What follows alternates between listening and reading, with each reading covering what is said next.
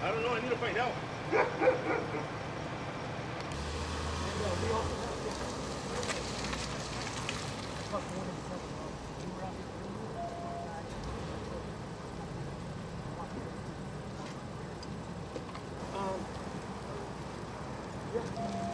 Or just stage it like I did.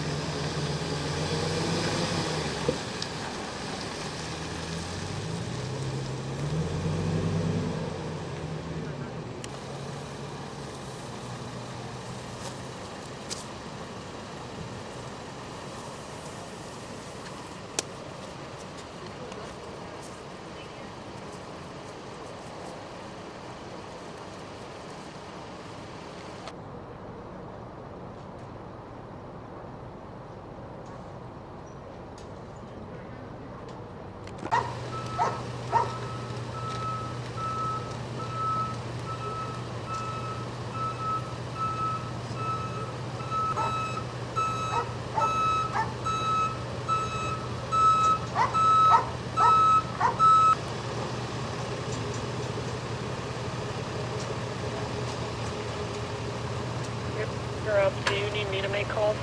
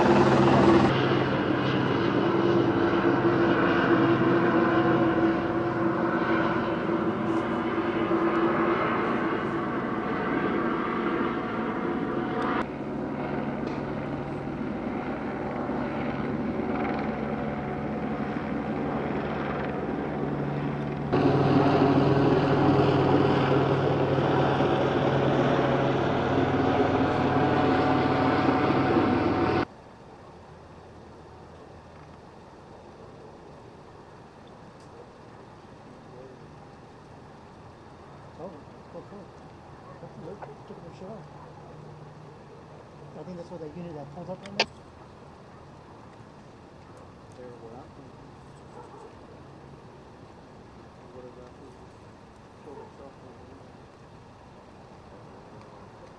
Well, there was a unit that was near that party, in front of that party, that went around. I thought you were with me, so yeah. All right. First off, can I have your first and last name? Could you spell it for me? Derrick Alfred, Derrickalfred, Lieutenant Sheriff's Homicide. First off, just kind of give us a run through of everything that's kind of happened tonight. Okay, at about 9:40 last night, officers from the Baldwin Park Police Department responded to the 3000 block of, I guess it's Mangum Street here in Baldwin Park, regarding a disturbance call. Indicated that there was a person there having some kind of issue with his family, and that person had attacked somebody with a stick, is the information that we had. Officers from Baldwin Park got here. They discovered this. At least 3 victims had been hit or attacked by an individual. One of the victims was a female, white, 70 years old. They found her unresponsive in the front yard of the house. They moved her out of the dangerous area onto the street. Fire and paramedics responded, and where they treated her and pronounced her dead at the scene. So what we've learned is the resident of the house, who lives in the back portion of the house, which is separate from the front, had earlier in the night been vandalizing the renters' property and the windows and breaking the windows inside the house. The house actually belongs to our disturbing parties or our suspect's mother, who lives nearby. His mother came over along with additional family members and a friend who was the deceased victim to try to intercede and find out what was going on, if he was having some kind of episode or they were just trying to get to the bottom of what was happening. He went off. He started attacking them with a stick and maybe a hammer, but we're still trying to determine that. Multiple people were struck by him, and then eventually he got a hold of our 70-year-old victim and appears to have bludgeoned her to death in the front yard of the house. So the 70-year-old victim, he didn't know, there's no sign of him actually knowing the 70-year-old victim? Well, our victim is a longtime friend of our suspect's mother, so we believe he knew who she was. Anything else you would like that you can give us? Well, so upon the officers arriving, they initially saw our suspect down the driveway.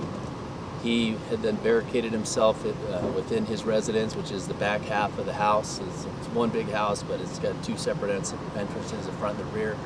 He barricaded himself in the back. Our Special Enforcement Bureau sent out a special weapon and tactics team who negotiated with them and then eventually introduced tear gas into the residence, and he was taken into custody with the assistance of a canine unit. He was transported to a nearby hospital for some dog bites. He has since been released from the hospital and is being transported to Baldwin Park Police Department for booking for murder. And he's a 27-year-old male, Hispanic. Anything else, guys? Some residents said they heard shots. Did you go? No, there's no indication that any gunshots were fired. What the residents may have been reporting was some flashbangs that the special weapons team was using to get the attention of the suspect. It's not uncommon for somebody to go inside of a house after a long standoff and maybe fall asleep. But it was either some flashbangs, but there was a lot of loud crashing and stuff because he was smashing out windows at the residence. So that may have been the gunshots they think they may have heard. But to our knowledge, there's no indication that any firearms were used in this murder.